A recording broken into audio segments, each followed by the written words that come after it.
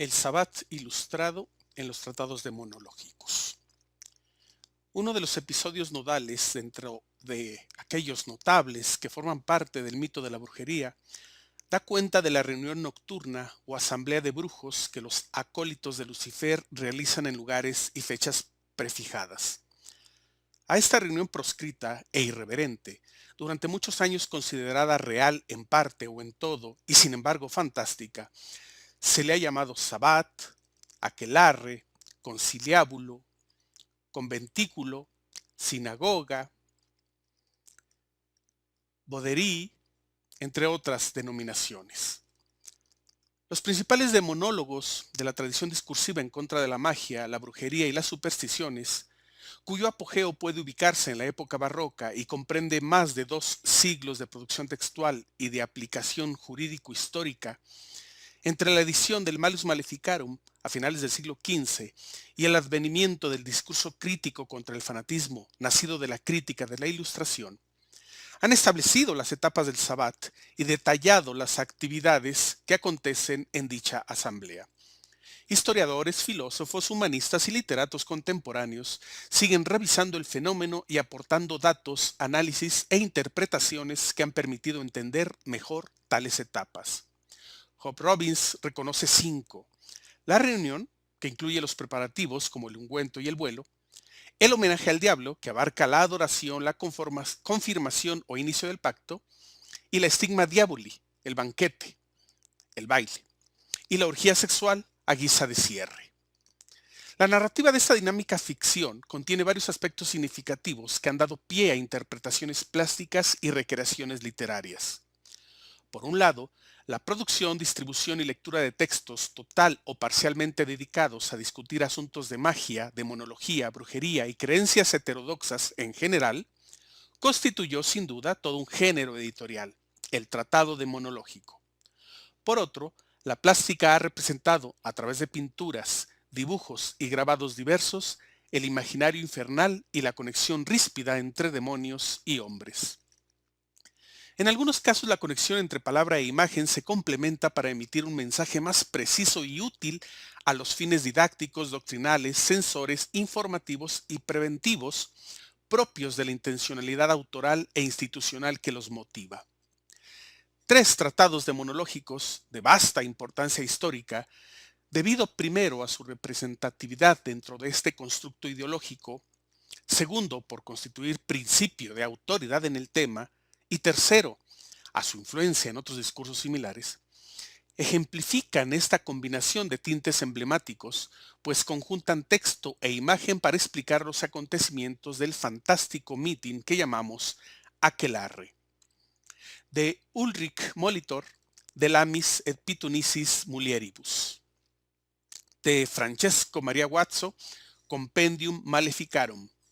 Y de Pierre Delanc, Tableau de l'inconstance de Maubert et de Meaux. El presente trabajo propone un recorrido descriptivo a través de la relación entre imagen y texto de las 3 obras citadas y seleccionadas justamente por publicarse durante el apogeo difusor de las ideas contra la magia, acompañadas de grabados ilustradores del concepto de la asamblea de brujos. En 1489, el profesor y jurisconsulto suizo Ulrich Molitor dio a conocer su obra De Lamis et Pythonicis Mulieribus, un referente obligado en el estudio de la tradición discursiva en contra de la magia y las supersticiones. También una muestra del punto de origen a partir del cual es posible rastrear el desarrollo que los tratados demonológicos y los esquemas censores de las prácticas mágicas tendrían en el transcurso de varios siglos. El texto de Molitor, como aconteció con los tratados subsiguientes, fue ilustrado por artistas que tomaron de base el discurso y construyeron su narrativa visual de acuerdo al lenguaje iconográfico, lo que significa que, por un lado, varios aspectos expresados lingüísticamente quedaron al margen de la reproducción artística, debido a que naturalmente eran intraducibles en el trazo. Y por otro lado, estos anónimos grabadores redactaron su propia versión de la brujería y, lógicamente, acrisolaron las creencias sociales populares y los dictámenes oficiales en un intento por facilitar la didáctica del discurso teológico. En este tipo de obras la imagen está al servicio del texto, no es únicamente un detalle decorativo, pero esa dependencia o servilismo puede quedarse en mera intención editorial, pues ya como comunicación en movimiento, al mismo tiempo que amplía la comprensión para los lectores poco enterados, edifica su propio decir para el entendimiento parcial e indirecto de los analfabetos y aquellos que, sabiendo leer, obvian el lenguaje escrito y fijan la atención en la inmediatez del mensaje iconográfico. El texto de Molitor puede considerarse un tratado demonológico iniciador de la discusión especializada. En ocasiones puede parecer breve o parco en algunas explicaciones, mientras que en otros rubros que ganaron fuerza hacia el siglo XVII, naturalmente guarda silencio. Las ilustraciones no abarcan todos los aspectos de la Asamblea de Brujos. Claramente, este amplio e intenso episodio del mito alrededor de la brujería está en proceso de conformación. Así que los grabados incluidos están lejos de redondear y de abarcar el complejo microcosmos iconográfico que sí acompañó a las ediciones de los tratados de Guazzo y de Lancre. Lo que sí está visible y se conservará en los ejemplos posteriores es la intención didáctica, la búsqueda de causar conmoción, incluso miedo al lector, quien, al recibir el mensaje iconográfico y lingüístico, seguramente debió estremecerse de preocupación, dado que el tratado contra la brujería constituía la voz oficial de la autoridad, además de una guía moral y un director de conciencia. Por su parte, el compendio de Guazzo reúne afirmaciones, juicios, diatribas y ejemplos tomados de textos anteriores, adobados por la propia secuencia de creencias y temores de su época respecto de la brujería. En este aspecto, la obra no dista ni sobresale especialmente frente a muchas otras que se editaban en la Europa cristiana del siglo XVII. Sin embargo, el que sumara a sus párrafos pequeños grabados ilustrativos de todas aquellas prácticas relacionadas con la brujería, el pacto con el demonio, el sabbat y la brujería, lo convierte en un espécimen cultural especial, pues, aunque varios libros de este y otros temas contienen imágenes en contraportada e interiores, ninguno otro presenta tantas escenificaciones o recreaciones de la supuesta presencia del mal preternatural entre los hombres. De tal modo que, a breves trechos, el libro asemeja un álbum o una protohistorieta que facilita al lector poco enterado una mejor comprensión del asunto, de acuerdo, claro, al mito y su percepción censora. Así, el texto y las imágenes dirigen y construyen, o mínimo fortalecen, el concepto de la brujería en la mentalidad de los individuos, enfocan su mirada, la controlan, para destacar aquellos aspectos que interesa explicitar y censurar, además de ser un vínculo doctrinal. El libro, así concebido, es una herramienta para culturizar, pues reimplanta en la sociedad un rasgo del imaginario que directamente sirve a la cosmovisión religiosa del poder, al mando de la vida y la idiosincrasia de la Grey.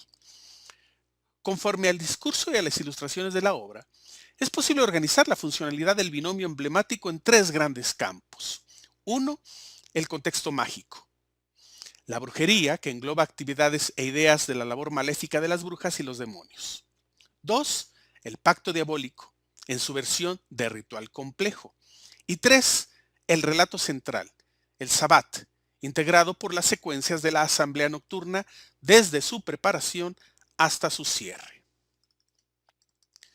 Durante 1593, en Erfurt, Alemania, se publicó un libro más acerca de las prácticas de la brujería. El autor fue Thomas Siegfried. La obra se denomina, en título corto, Richtige Antwoord auf die Frage.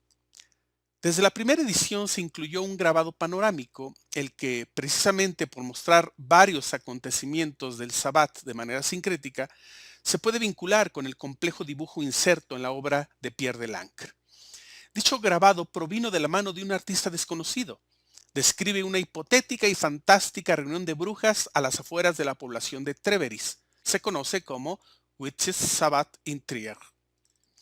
Todo indica que esta respuesta correcta a la pregunta, sería más o menos una traducción, constituye el primer caso editorial escrito en una lengua nacional, como el alemán, en el que a la disertación sobre la magia, la brujería y la influencia de los demonios, o en este caso en especial, acerca de los posibles poderes y actividades brujeriles, se le anexó un grabado panorámico. el Sabbat de Brujas en Treveris, con el fin de ilustrar mejor al lector respecto a las actividades de la apostasía diabólica. La ilustración de Treveris muestra reproducciones de supuestas actividades del mito de la brujería que es posible encontrar, ya sea de manera individual o integradas a una visión panóptica, en otros dibujos anexados a algunos tratados demonológicos. Entre ellas es fácil distinguir el vuelo, la danza, el banquete y la convivencia entre demonios y brujos en sí. Pero también aparecen algunas escenas peculiares o raras en otros grabados similares y en la narrativa del mito redactado por los demonólogos. Por ejemplo, el acarreo de los brujos que el demonio realiza para llevarlos al lugar del sabbat. Un detalle poco referido en los libros especializados, puesto que se suponía que los brujos asistían por su cuenta a la cita, generalmente volando sobre bastones, animales o escobas. La ilustración revela la tendencia acumulativa de la imaginación acerca del sabbat. Incluso va más allá de las escenas comunes y reiteradas en otras recreaciones. Es una versión multiescénica, ante la cual, desde el primer golpe de vista, es posible percibir que suceden muchos eventos de manera simultánea. Dentro de su abigarrado crisol se presentan imágenes concatenadas que muestran actividades anatemizadas de acuerdo al discurso censor de la magia, emitido por los preceptores de la doctrina cristiana. Al mismo tiempo, el artista intenta compendiar escena por escena hasta ensamblar un conjunto supuestamente coherente con el mito de la brujería, las partes, etapas o secuencias que se creía integraban al conciliábulo prohibido. Después de una primera percepción global y dinámica, el grabado revela su verdadera estructura aleccionadora, en cuyo seno acontecen actividades mágicas reprobables, sin aparente orden ni concierto, pues se descubre un programa iconográfico que guía la lectura del espectador y que, al mismo tiempo, jerarquiza y narra el mito en cuestión. En otras palabras, ligadas por un tema único con intención censora, las escenas de diversidad fantástica están unificadas. Simultáneamente, la iconografía imaginada para revelar el relato de la brujería se vincula y complementa con el discurso coercitivo contra la magia desarrollado por los eruditos oficiales. Tal discurso, además, encuentra eco, diálogo, complemento y sentido gracias a la formación doctrinal y el imaginario colectivo del receptor. En realidad, ante la imagen incluida en el tratado, asistimos a la conformación sincrética de un mensaje complejo, armado por la tradición, la opinión erudita y el trasunto social. Las principales ediciones del siguiente tratado, es decir, el de Pierre de Lancre, cuentan con un grabado completísimo mostrando al mismo tiempo las fantasías del sabbat. El libro fue escrito por Pierre de Rustegui, señor de Lancre, sin duda uno de los demonólogos y cazadores de brujos más entusiasta y feroz de su época. La primera edición que contiene el grabado data de 1613. Fue revisada y ampliada con el auto de fe celebrado en Logroño en 1610, aunque la edición Princeps debió salir al público durante el mismo año, 1610. A semejanza de Institor y otros inquisidores, el libro corresponde a las experiencias derivadas del trabajo de campo que el autor realizó en busca de detectar y castigar herejías, brujerías y supersticiones. Por lo tanto, contiene rasgos biográficos. La voz narrativa cuenta y censura a la vez a manera de testimonio fiscal y cronología de fe. Lancre da la impresión de ser un asombrado extranjero recorriendo la comarca de Euskal Herria, específicamente Lapurdi, donde denuncia con firmeza todos los habitantes son brujos o saben algo respecto a prácticas mágicas prohibidas. Sin embargo, su tránsito por el País Vasco distó de ser inocuo. Todo lo contrario. Tras de sí, dejó una estela de acusaciones, torturas y muertes cuya suma, por decirlo menos, está cercana al genocidio. Tal era su empeño por exterminar a los brujos, que se hizo acompañar de una charlatana detectora de brujas, una jovencita que supuestamente reconocía en el cuerpo de las sospechosas la stigma diaboli o marca del diablo. Tras sus experiencias, adosó el mito mediante su propia perspectiva, casi personal y vívida, de tal suerte que se erigió como uno de los constructores y ampliadores del mito de la brujería, porque en su contexto, a caballo entre la crónica y el tratado, trasuntó muchas costumbres locales y tradiciones folclóricas como ritos mágico-diabólicos. También inoculó en las comunidades que visitó y asoló las estructuras semánticas propias de la brujería. Con él, muchas personas procesadas aprendieron qué era un aquelarre cargado del sentido diabólico propio del discurso de poder y control social.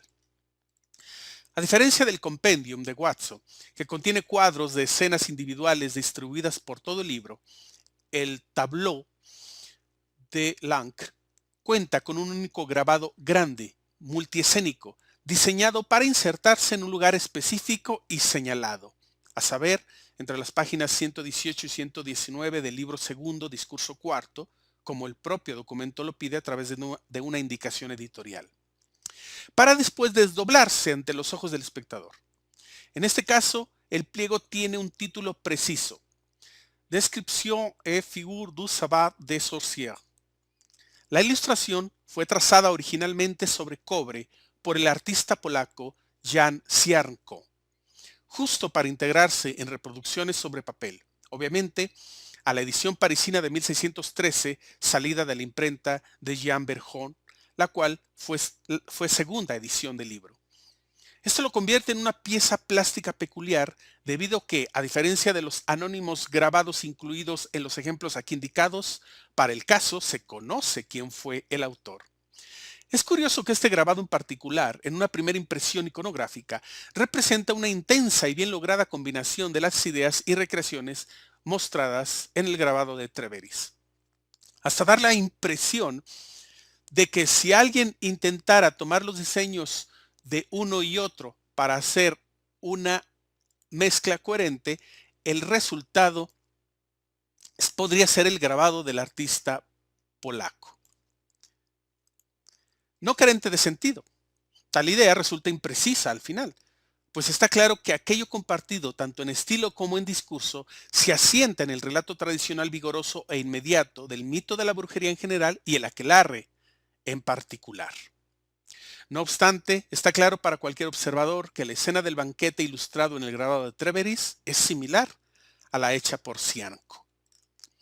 El sabbat descrito en los anteriores tratados demonológicos conserva el juego de contraposiciones que lo generó y le abrió las puertas a la aceptación popular. Dios diablo, bien mal, liturgia parodia, villa campo, día noche, cristiano brujo y varios binomios más interactúan en su constructo ideológico y narrativo. Asimismo, presentan un alto contenido escatológico y erótico ligado a otros episodios del mito de la brujería: pacto diabólico, secta de brujos, posesión diabólica, penas del infierno, tentaciones demoníacas, etc. En el contexto de aquello que se calificó de diabólico y por lo tanto execrable, el pacto tácito o expreso con los demonios significó punto de partida del máximo pecado contra el cristianismo: la apostasía. Como consecuencia, el individuo pactante destinaba su vida al asesinato, en especial al infanticidio, el sacrilegio y la brujería. El sabbat parecería entonces una extensión obligada de dicho pacto, una cláusula del contrato que obliga al pactante a acudir en cada ocasión propicia, día señalado o llamado del amo.